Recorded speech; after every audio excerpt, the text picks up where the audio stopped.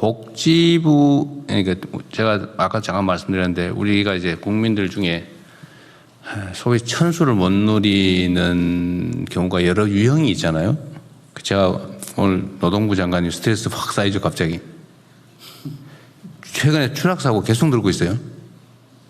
네, 주말에 2건이 발생했습니다. 네. 산재 사망이 계속 늘어나고 있는데, 그 포함해서 지금 이런 좀 사망 유형, 그러니까 자살, 산재 사고, 교통사고, 이건 뭐 일종의 과실인데, 이제 범죄로 인한 뭐 살인 피해, 뭐 되게 이런, 그다음에 이제 재난 사고, 그다음에 여름 뭐 물놀이 같은 이런 우발적 사고 이런 것들이 쭉 있을 텐데, 제가 이 각 유형별로 사망 피해자의 숫자 변동 추이를 좀 조사를 좀 하라고 지금 제가 청와대에 지시를 해놨는데, 일단 경찰청 혹시 나오셨어요? 예. 요새 교통사고 사망자 추이는 좀 어때요? 교통사고 24년에서 25년도에 조금 늘었는데요. 금년도에는 작년에 비해서 조금 감소 추세입니다.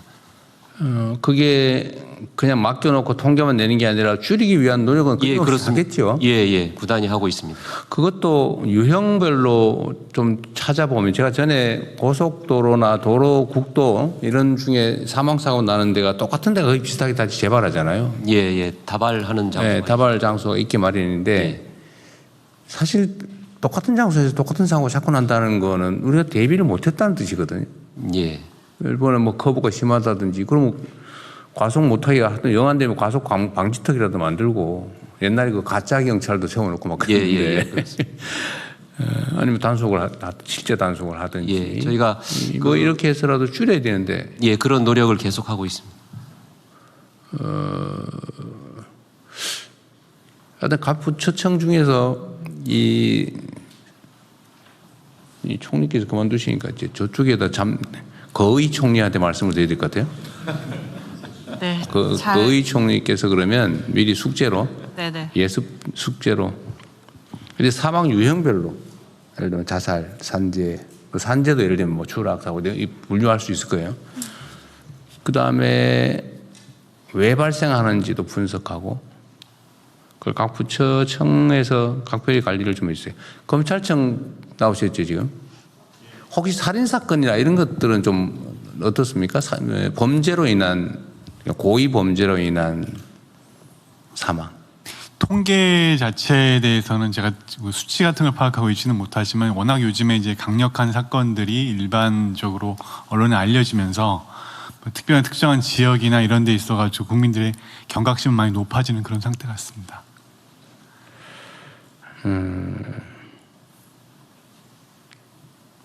사실은 이제 예를 들면 고독사나 이런 것도 그 방치된 그 사망 있잖아요. 예를 들면 뭐 며칠 있다가 발견이 됐다 뭐 그런 거, 복지부 장관님. 그런 그 유형들도 혹시 요즘 좀 보도나는 건 좀 없던데 실제로는 좀 어떤가 싶은데. 고독사 통계가 25년에는 한 3,900명, 4,000명이 좀 안 되게 보고는 되고 있습니다. 그러니까 사망했는데 방치돼 있는. 네, 혼자 있다 사망하는 사망했으니까. 경우입니다. 네, 방치 사례도 일부 있지만 혼자 있다 사망하면 시간이 문제죠. 어쨌든 잠시라도 방치되는 거죠. 네, 그럴 수 있습니다. 그런 사례들도 어쨌든 뭐 그거는 이게 편수를 못 늘리는 건 아닌데. 네. 하여튼 그런 것도 한번 검토를 해보고, 어쨌든 사망자를 좀 줄이기 위한, 자살은 잘 관리해서 어쨌든 많이 줄이긴 했는데요. 산재도 좀 줄긴 했죠. 오늘이 6월 30일 올해 반기 마지막 날인데 뭐 특별한 대형 사고가 없다면 퍼센테이지로 2자릿수 이상의 감소폭은 계속 유지되고 있습니다. 어쨌든 뭐 노동부 장관께서 애를 많이 쓰셔가지고 뭐 줄은 건 사실인데, 줄었는 중에서도 왜 덜 줄었냐 이 말이거든요. 대통령 말씀처럼 잘못됐다는 뜻은 아닙니다. 잘하셨어요. 더 열심히 하겠습니다. 대통령님 그 뭐 짧지만 2주 동안 이제 그 네. 관련 부처 이야기들을 들으면서 든 생각은 이제 자살 관련돼서 저희가 굉장히 오랫동안 잘 대책을 만들고 또 여러 부처들이 협업을 해서 이 원인을 분석하는 걸 좀 굉장히 전 잘했다고 생각합니다. 물론 청소년이나 청년 부분들은 더 봐야 되는데요.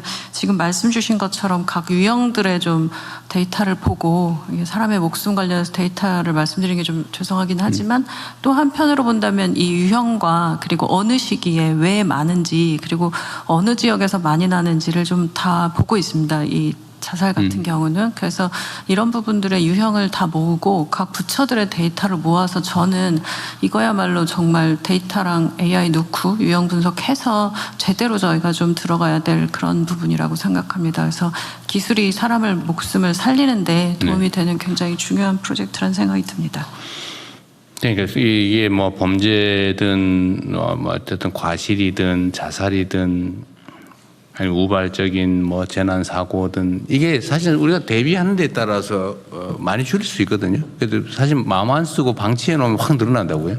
그 전에 총리께서 말씀하셨지만 자살 문제의 최고 책임자가 관심을 갖고 있느냐 여부에 따라서 확 줄어든다고 그때 뭐 그렇게 보고 있잖아요.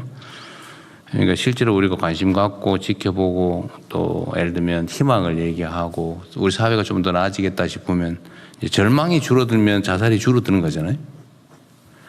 그래서 우리의 좀 이렇게 의도적인 노력에 따라 충분히 사람들의 목숨을 얼마든지 구할 수 있는 것 같아요. 근데 우리가 예를 들면 방임을 해가지고 무관심해서 살 사람이 죽는다 그런 일은 최소화해야 되겠죠. 어쨌든 이거는 좀 각별히 한번 챙겨봐 주세요. 우리 청와대에서 챙기고 있긴 한데 각 부처가 결국 해야 될 일이니까요. 네, 그러겠습니다. 네. 네, 다음 해외 상황 관리관 보고 드리겠습니다. 미국과 이란 간의 협상은 최근에 다시 무력 충돌이 벌어짐에 따라서 당초 예정되어 있던 핵 문제 관련 후속 실무 협상이 지연되고 있습니다. 다만 양측이 오늘 카타르에서 그 회담을 개최한다고 하니까 지켜봐야 되겠습니다. 이항의 에너지 관련 공급망 관련해서는 대통령님께서 모두에 강조하신 대로 장기적 대응 체제를 만드는 것이 매우 중요하다고 생각이 됩니다. 외교부는 중동 정세가 안정화되면서 기존의 중동 산유국과의 에너지 협력을 조속히 회복 또 재개할 수 있도록 준비하는 한편 중장기적으로 공급망 다변화하는 노력도 병행해 나가겠습니다. 이상입니다. 네. 어쨌든 외교부도 고생 많으셨습니다. 그리고 총리님, 제가 1년 동안 회식도 한 번 못했다고 그래서 그래도 밥은 한 끼 드리려고 내가 지금 준비하라고 했거든요. 근데 이게 지금 인원수 때문에 오늘은 국무위원들까지만 숫자를 좀 제한해가지고 점심 준비했다고 하니까 생색은 내고 가십시오. 감사합니다. 비상경제 관련해서 한 말씀 이제 마무리됐는데 드리겠습니다. 사실 중동 전쟁 발발 이후에 대통령님께서 매우 신속하게 체제를 갖춰주셔서 저희들이 그 국제적으로 비교해보다 상당히 잘 대처를 한 것 같습니다. 최고 가격제, 매점 매석 금지, 공급망 다변화, 전쟁 추경 편성, 피해 지원금 다 저희들이 다방면적으로 대처가 잘 된 것 같습니다. 또 그런 점에서 국민 여러분들께서도 협조해 주셔서 대단히 감사드리고요. 근데 이제 앞으로 남아 있는 과제들이 물가 안정이라든가 공급망 개선 등등 있긴 합니다만은 어제 발표된 과제를 중심으로 해서 대통령님이 또 미래지향적인 또 큰 과제들을 집중력을 갖고 좀 집중해 가셔야 되기 때문에 중동 전쟁의 국면이 한 단계 변하는 상황이어서 이후로는 이제 오늘 이후로는 이제 회의를 대통령님 주재하시는 회의보다는 비상경제는 총리와 내각 중심으로 하는 회의로 전환시키고 이렇게 가는 것이 좋을 것 같습니다. 네, 그렇게 그래도 될 것 같아요. 네, 그렇게 하는 것이 좋을 것 같다는 말씀을 드립니다. 자, 그러면은 다음은 부처보고로 넘어가겠습니다. 의뢰 협상력 강화를 위한 제도 개편 방안을 공정거래위원장 중소벤처기업부 장관님께서 순서대로 보고해 주십시오. 예, 본 안건은 중소벤처기업부, 고용노동부 등 관계부처와 함께 마련한 것으로 중소기업, 소상공인 등 경제적 약자들이 연합해서 대기업 혹은 중견기업과 대등하게 협상할 수 있도록 공정거래법을 개편하는 것입니다. 공정거래법상 금지된 공동행위의 예외를 인정하는 것이 법 개정의 주된 내용입니다. 단체 협상은 허용하되 부작용을 최소화하도록 민관 합동 TF를 구성해서 논의해 왔었고요. 이해관계자의 의견을 폭넓게 수렴했습니다. 우선 중소기업 소상공인 단체 협상 허용 방안을 말씀드리겠습니다. 국내 사업자의 98.2%를 차지하는 소기업과 소상공인들만 참여하는 단체 협상의 경우 공정위에 통지만 하면 심사 없이 담합 규정의 적용을 면제할 것입니다. 협상 상대방은 대기업과 중견기업이고 공정위의 통지 즉시 5년간 효력이 인정됩니다. 소비자 이익에 현저한 침해가 발생할 경우에는 향후 금지 명령을 내릴 수 있도록 했습니다. 다음 페이지에 소기업보다 규모가 큰 중기업이 포함되는 단체 협상의 경우 소기업에 비해서 시장에 미치는 영향이 크기 때문에 거래상 지위와 관련된 최소한의 신고 요건을 추가했습니다. 그리고 신고 수리 후 3년간 효력이 있습니다. 이들 중기업 단체가 대기업 혹은 일정 규모 이상의 중견기업을 상대로 할 때만 단체 협상, 단체 행동을 허용할 것입니다. 다만 단체 협상이 소비자 피해로 이어지지 않아야 합니다. 소비자 이익의 침해나 공익 침해 같은 부작용 발생의 우려가 클 경우에는 특례 적용을 중단할 수 있도록 사후 통제 장치도 함께 마련하였습니다. 그러나 이 경우에도 사후 통제 전에 이루어지는 행위에 대해서는 면책됨을 명확히 해서 중소기업의 법적 부담은 최소화하였습니다. 허용되는 행위 유형과 관련해서는 사업자 간 가격, 거래 조건, 거래량, 거래 지역 등에 대한 합의와 정보 교환이 모두 포함되고 공동 납품 거부와 같은 단체 행동까지도 교섭력 강화를 위해서 원칙적으로 허용됩니다. 다만 입찰 담합의 경우는 제외하고 보이콧으로 인해서 소비자 피해와 같이 중대한 부작용이 발생할 경우에는 보다 강한 사후 통제 장치인 임시 중지 명령 부과를 통해 신속히 대응할 것입니다. 이번 제도 개편을 통해서 우리 경제에서 매우 높은 비중을 차지하는 중소기업, 소상공인들의 소상공인들이 담합으로 처벌될 우려 없이 단체 협상, 단체 행동을 할 수 있는 여건이 마련될 것입니다. 대등한 협상력을 통해 약자가 보다 유리한 거래 조건을 확보할 수 있는 여건이 마련되도록 했습니다. 예를 들어서 배달앱 입점 상인들이 배달 플랫폼과 수수료, 정산 주기 등의 거래 조건을 개선할 하기 위해 단체 협상을 활용할 수 있고 하도급 기업들도 대기업의 납품 단가 인하 요구 등에 대해서 공동 대응할 수 있습니다. 다음으로 노동조합에 대한 공정거래법 적용 제외 방안을 말씀드리겠습니다. 단체 행동을 허용하는 대상은 설립 신고된 노동조합 및 소속 노동자, 설립 신고되지 않았더라도 법원 판결 및 노동위원회 결정으로 지위를 인정받은 노동조합 및 소속 노동자, 그리고 특수고용직으로 분류되는 노무 제공자들입니다. 이들의 단체 행동을 공정거래법 적용 대상에서 제외함으로써 이들이 공정위 제재를 걱정하지 않고 노동권을 행사할 수 있게 하였습니다. 이번 제도 개편을 통해서 헌법상 기본권인 노동 3권을 보다 실질적으로 보장할 수 있게 될 것입니다. 오늘 국무회의 논의 결과를 토대로 관련 법 개정안을 마련하고 신속히 법 집행을 추진하겠습니다. 이상으로 보고를 마치겠습니다.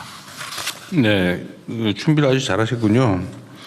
어쨌든 이 단계를 보장하되 담합으로 악용되지 않게 하는 게 중요한데 그건 잘 준비하신 것 같네요. 네. 그리고 이제 우리가 어떤 소위 개혁 조치를 할 때는 이걸 우리가 잘하는 것도 중요한데 이걸 제도화하는 게 중요하거든요. 근데 제도라고 하는 거는 이제 선의의 권한을 가진 선의인 사람들인 경우는 사실 제도가 필요 없어요. 잘할 테니까요. 철인 지배가 사실 제도를 필요로 하지는 않죠. 그런데 언제나 최악의 경우를 대비한 게 제도인데 악용되지 않도록 또는 다시 돌아가지 않도록 하는 조치가 필요합니다. 이게 법제화하는 건 정말 잘하신 것 같아요. 근데 그 이전에라도 무슨 지금 국회 상황이 어떨지 몰라서 그런데 우리가 준비하고 있는 온갖 개혁 조치들이 결국 입법으로 이제 확정이 돼야 되는데 이게 사실은 입법이 많이 지연되고 있잖아요. 잘 안 되고 있어요. 근데 그 사이에는 사실 못하다 보니까 자꾸 문제가 발생하는데 그 전에라도 제가 다시 한번 강조를 드리는데요. 다른 부처청도 마찬가지입니다. 이 제도라고 하는 거는 반드시 법률로만 해야 되는 건 아니에요. 이게 헌법이 있고 법률이 있고 그다음에 이제 시행령 규칙 예를 들면 업무 지침 이런 게 쭉 이제 미개별로 지방자치단체는 조례 규칙이 있겠지만요. 이 모든 건 반드시 법으로 해야 된다. 그거 아닙니다. 그래서 다 법에 의존하거든요. 그래서 이게 법 제도가 완비되지 않으면 못하는 경우도 있죠. 법에 명시가 되어 있는 경우. 그런데 그게 법에 명시가 되어 있지 않으면 그 법률의 취지에 반하지 않는 범위 내에서 시행령이나 규칙을 만들 수 있다고요. 헌법 원리상. 그래서 입법이 안 되더라도 잠정적 조치로 예를 들면 지침을 만들든지 시행령을 대통령령을 만들든지 규칙으로 불령을 만들든지 아니면 업무 지침 같은 걸로 충분히 일은 할 수 있거든요. 금지되지 않았다면. 다른 부처청도 마찬가지입니다. 그래서 좀 권한 행사를 법률의 취지에 맞게 하시면 좋겠어요. 이게 너무 위축이 돼가지고 법에서 직접 명시적으로 허용하지 않으면 안 하는 게 지금 대세가 된 것 같아요. 이게 공직사회 전체가 얼어 있을 뿐만 아니라 지금 우리 국무위원들의 판단에도 그게 영향을 미쳐가지고요. 법이 없으면 안 하고 싶어. 그런 게 있어요. 근데 그럴 필요가 없습니다. 국민의 권리에 직접적 제한을 가하거나 국민에게 의무와 부담을 직접적으로 부과하는 게 아니면 예를 들면 어떤 제도를 운영하는 거는 그 행정은 재량이 본질이잖아요. 자유로움. 물론 한계가 있긴 하죠. 남용하면 안 되지만 일정 범위 내에서는 재량권이 있기 때문에 그 재량을 충분히 발휘하면 좋겠어요. 법이 입법될 때까지 최소한 수개월 또는 몇 년씩 특히 상임위가 야당이라서 안 하고 태업하고 이러면 아예 못 하잖아요. 그럼 그 일을 아예 못 하고 지금 그런 게 많지 않습니까? 1년 넘도록. 그래서 그런 부분들에 대해서는 재량권을 충분히 발휘하면 좋겠어요. 법제처도 그런 거 적극적으로 좀 권장을 해가지고요. 예, 그렇지 않아도 먼저 대통령님 말씀이 있으셔갖고 각 부처에서 지금 추진하고 있는 법안들을 저희가 전수조사했습니다. 그래서 전부 다 스크린에서 말씀하신 대로 시행령이나 이렇게 고시 같은 것으로 지침으로 가능한 부분들은 출연해서 각 부처하고 협의했는데 지금 각 부처에서 가장 애로사항으로 불수용 이유로 제기하는 게 예산 획득이 이제 상대적으로 굉장히 어렵다는 그게 이제 가장 큰 법률에 의한 정책이나 업무가 아니면 예산 배정이 안 된다 그런 거예요? 그게 아무래도 예산 획득이 어려운 실질적으로는. 난 그 이해가 안 되는데 시행령이나 규칙이나 이것도 법인데 법규잖아요. 예, 마찬가지 그렇습니다. 그런데 거기 법률에 의한 것과 시행령에 의한 것이 같은 법규인데 예산 배정에 차별이 있다 이해가 안 되는데? 네, 차별이라기보다는 이제 새로운 어떤 사업 같은 거를 계속 이렇게 발굴했을 때 이제 한계 있는 제한된 그 예산을 아무래도 그 모든 그 새로운 사업에 다 배정하기가 어렵다 보니까 기획예산처도 이 점을 좀 감안을 해가지고요 적극적으로 판단하는 게 좋겠어요. 네. 나 저 법제처장의 말씀이 약간은 납득이 안 되거든요. 이제 아무래도 국회 단계에서 예산을 심의하다 보면 국회에서. 법률적 근거를 어디에 두고 있느냐 이걸 늘 이제 기준으로 삼지 않습니까? 그래서 예산 법률주의 이야기가 나오는 것인데 아마 그런 부분을 염두에 두고 한 얘기인 것 같습니다. 그게 다 일치하면 좋은데 근데 입법으로 세상의 모든 행정을 규제한다는 건 말이 안 돼요. 입법은 큰 소위 말하면 틀을 정하는 거죠. 그 틀 안에서 자유롭게 어떤 긍정적 상황을 위해서 상황을 조성해 나가는 거. 이거는 행정의 재량이거든요. 행정의 특성이잖아요. 능동성, 재량성, 그다음에 공정성, 뭐라 하더라 내가 잊어버렸는데 일단은 행정행위를 하면 일단 유효하다. 공정성이라고, 공정력이라고 그러나요? 공정력 맞습니다. 다 잊어버렸죠. 옛날 시험 본 지 오래돼가지고. 공정력이라고 그러죠. 어쨌든 그걸 법률에 의한 것만 예산이 편성된다. 이거는 저는 도구마 같습니다. 이거는 행정과 입법의 한계를 넘어선 것 같아요. 그건 칸을 넘어선 얘기 같습니다. 그럼 점검 한번 해보시죠. 알겠습니다. 아무래도 이제 국민 삶 전반에 지대한 영향을 미치거나 또 장기적이고 구조적으로 예를 들어서 예산이 수반되거나 뭐 이런 부분들에 대해서는 아마 이제 법률에 좀 더 규정을 해야 안정성을 꾀하는 측면이 있을 거고요. 말씀하신 것처럼 그렇지 않고 이게 시행령이나 시행규칙 또는 불령 등을 통해서 또 방침을 통해서 할 수 있는 부분도 분명히 있을 겁니다. 그런 것을 잘 구분토록 해보겠습니다. 그런데 국회 입장에서는 예산 심사 과정에서 야 우리가 입법부에서 하라고 한 거 명시적으로 해도 된다고 한 거 아닌 일을 왜 해? 라고 할 수는 있겠죠. 뭐 그 예산 심사권의 범위에 들어가니까. 그러나 원론적으로 입법으로 명확하게 하지 않는 것은 예산을 통해서 집행할 수 없다고 하는 건 아닌 것 같아요. 이게 너무 행정이 경직되고 있어요. 나는 이런 것들이 결국은 불행하게도 사법국가화의 한 경향이라고 봅니다. 결국은 다 법률에 벗어나지 않으면 정당한 목적을 위한 행위는 해도 된다. 이게 행정의 대원칙인데 법에 없는 거 하면은 직권남용 뭐 이런 걸로 수사하고 감사하고 이러니까 무서워가지고 다 안 하는 거예요. 행정의 적극성이 다 사라져 버렸습니다. 이게